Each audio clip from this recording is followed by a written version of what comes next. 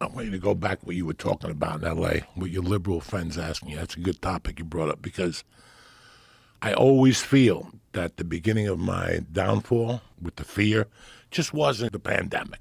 I'm not scared to fucking die from a fucking cold. It wasn't the pandemic, but the pandemic was fucking with me. The thing that fucked with me the most was what my neighborhood had become. Yeah. And not from you telling me. You know how people tell you shit? No. What I saw. Yeah. And once I see something, that's it. I don't give a fuck what anybody tells me. I saw a guy get hit by a 4x4 at the bus station in North Hollywood, where we drove by thousands of times. I saw a guy hitting people with a 4x4, not a 2x4. Who leaves the house with a 4x4? Jesus Christ. Okay? I saw a fucking CVS, Studio City.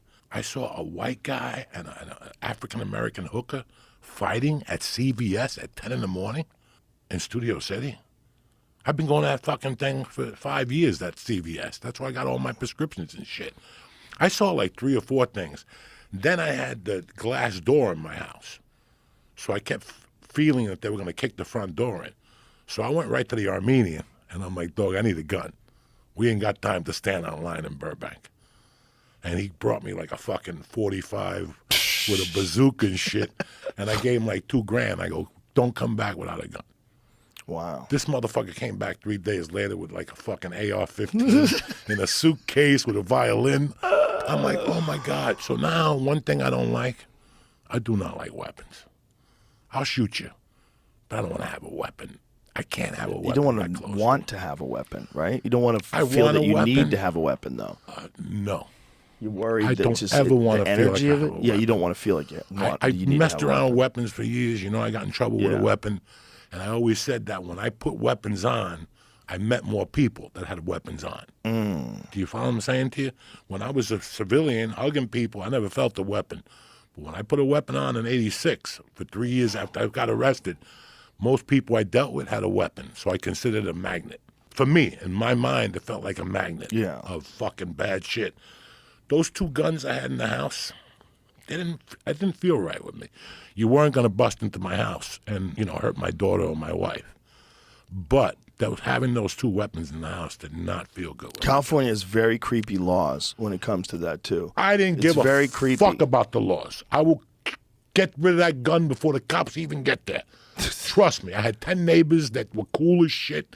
Take it like an OJ. Where'd OJ shit go to? You got neighbors.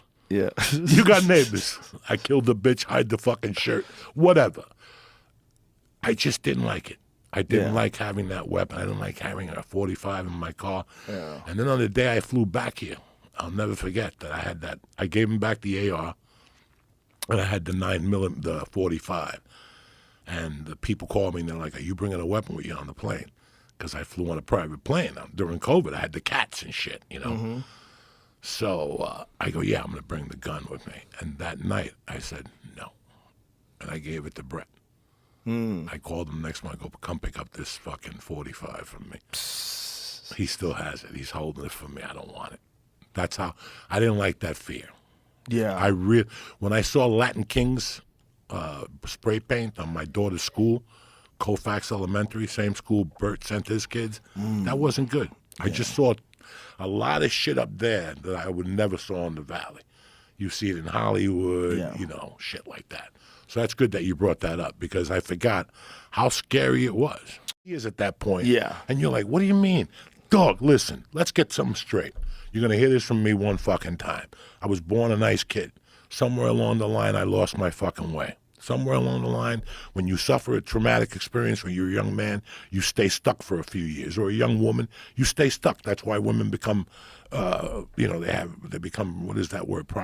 Prostitutes? No. When you like to fuck, the proximity, whatever that fucking word is. Nymphomaniacs? No, that's not the Promiscuous. word. Promiscuous. Oh. When you suffer a dad or a mom or a grandmother you were tight with, you get stalled for a couple of years. I'm not making excuses. These are all proven things. You got to read this shit.